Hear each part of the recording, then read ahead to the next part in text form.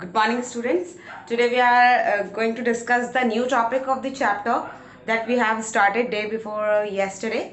That was internal trade, and we have discussed all the features of internal trade and the features of wholesaler plus the services of wholesaler. So today we are discussing the services of wholesaler towards the retailer. Okay, let's discuss. First, we mention the date.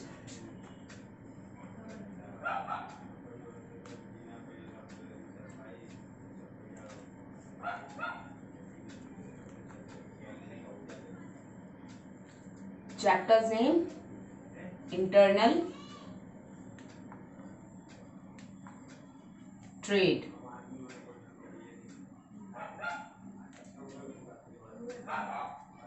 Today's topic is services of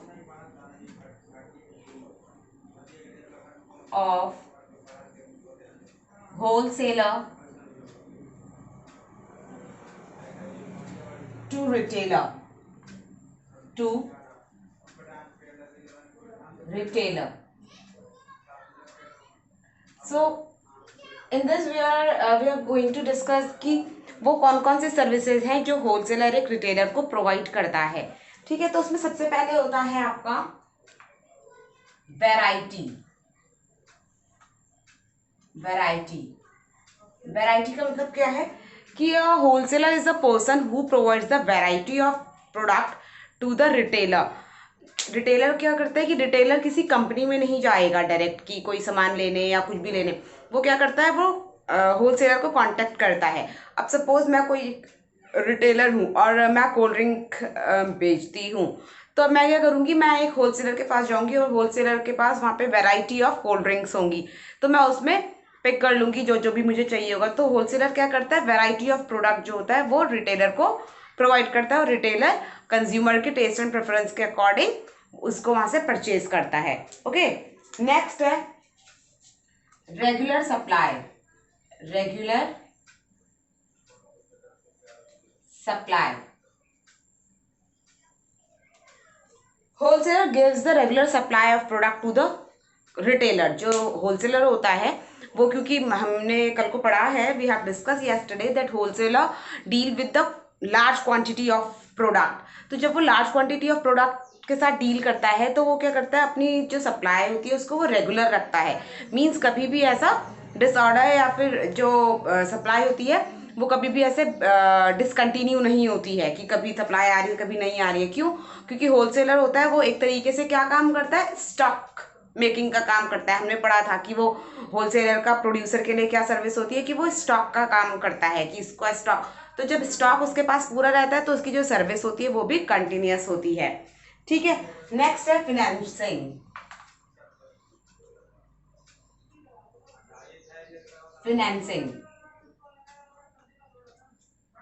wholesaler gives the financial support to the retailer. कभी कभी ऐसा होता है कि जो retailer होता है वो सामान खरीदता है मगर उसके पास इतना पूरा पैसा नहीं होता है एज उसका जो जो प्रोडक्ट मार्केट में वो इतना नहीं बिका है जिसकी वजह से पैसे उसको टाइमली नहीं मिल पाए हैं. तो एक तरीके से थोड़ा सा फाइनेंशियल असिस्टेंस भी होलसेलर जो होता है वो रिटेलर्स को प्रोवाइड करते हैं. ठीक है, कि भाई कभी उधार में दे दिया कभी क्रेडिट कर दिया इस टाइप से. ठीक है, नेक्स्ट होता है risk bearing.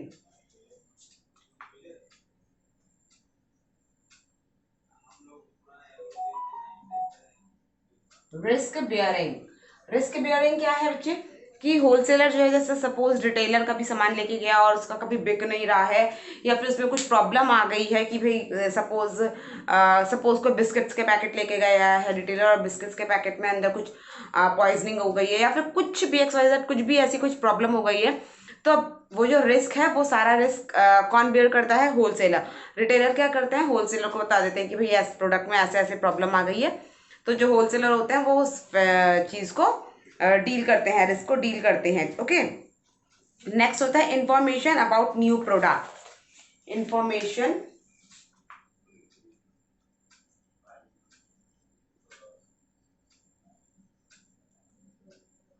About new product. जो होलसेलर होते हैं, they gives the information about the new product to the retailer and then retailer convey the information to consumer.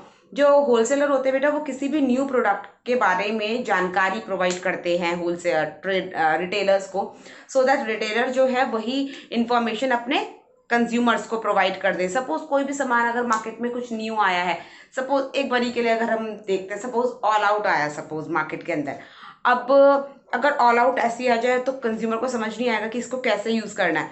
तो होलसेलर क्या करेगा, उसे पूरा समझा देगा रिटेलर को कि भाई इसमें ऐसे रिफिल करना होता है, इसको फिर ऐसे स्विच ऑन करना है एंड देन उसे प्लग में लगा के और वो अपना काम करेगा। तो रिटेलर सेम ये इन्फॉर्मेशन कंज्यूमर को देगा और कंज्यूमर उसे फिर इजीली यूज़ कर पाएगा। तो इंफॉर्मेशन देता है प्रोडक्ट की। नेक्स्ट है ट्रांसपोर्टेशन।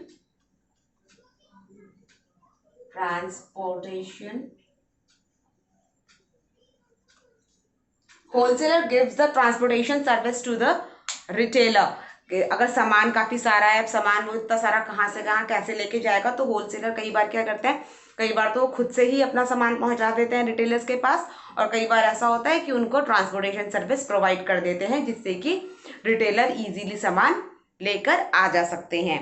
नेक्स्ट है आपका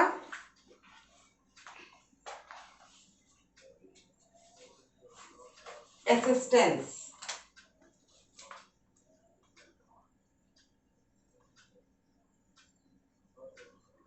असिस्टेंस, ठीक है। तो असिस्टेंस क्या है कि wholesaler provide the assistance to the retailer. कैसे, देखो, wholesaler assist the small retailer by advising them on the matter like quality of product, technique used in product, method of using of the product etcetera. मतलब होलसेलर जो होते हैं ये सारी चीजें रिटेलर्स को समझाते हैं कि कैसे वो सामान बना है, क्या क्या उसमें डला हुआ है और कौन सी टेक्निक उसे बनाने के लिए यूज की गई है, सो दैट वो कंज्यूमर को बता सकता है और कंज्यूमर को पूरी जानकारी उस प्रोडक्ट के बारे में मिल जाए। ठीक है। Now retailer trade we will discuss. This is all about wholesale trade and now retail trade.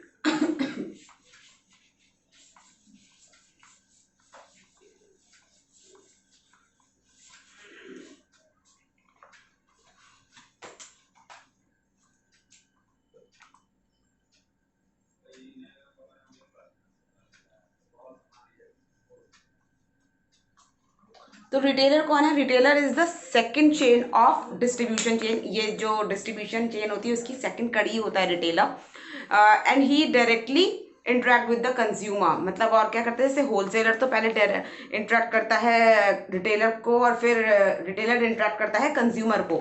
मतलब wholesaler doesn't interact the consumer directly, he interact to the retailer और फिर रिटेलर सामान जो है डायरेक्टली कंज्यूमर तक पहुंचाते हैं। ठीक है। अब रिटेलर क्या करते हैं, जो होलसेलर होते हैं उनसे जो बहुत ह्यूज क्वांटिटी में सामान जो लेकर आते हैं होलसेलर, रिटेलर उन होलसेलर से थोड़ा थोड़ा सामान पिक करते हैं, थोड़ा थोड़ा सामान लेकर आते हैं और वो कंज्यूमर तक पहुंचाते हैं। ठीक है। देखो क्या बोल रहे हैं, a retailer may be defined as a dealer in the good and service who purchase from the manufacturer or the wholesaler and sells to the ultimate consumer. The person who carries the retail trade is called retailer. जो ये सारा retail trade का काम करता है उसी को हम रिटेलर कहते हैं। अब फीचर्स ऑफ रिटेलर देखेंगे। Features,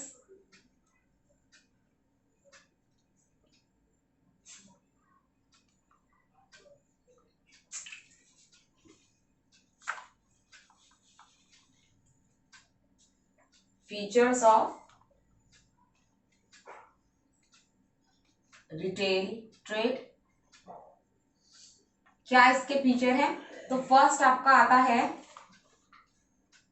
retail is the link in the distribution chain. क्या है? It is a link of distribution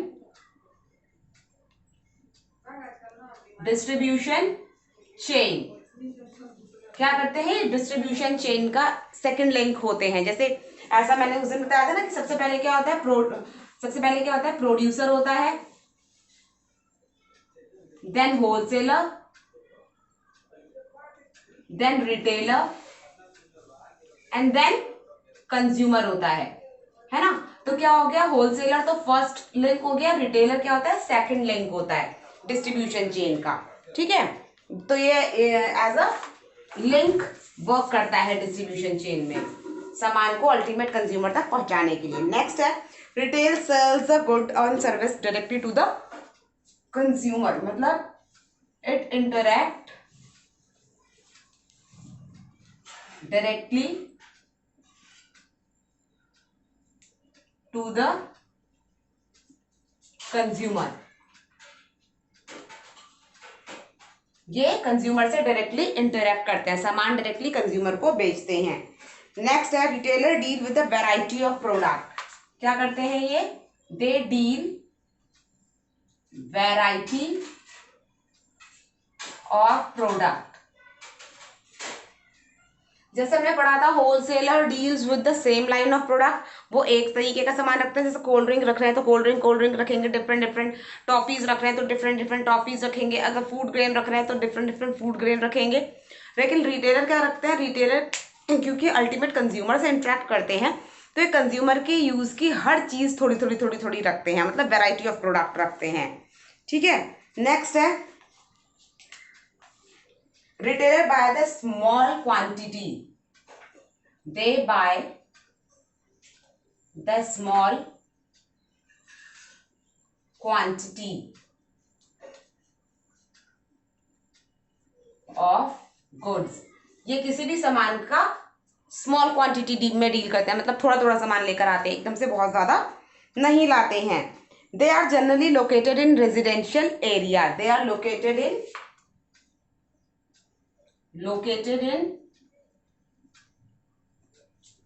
residential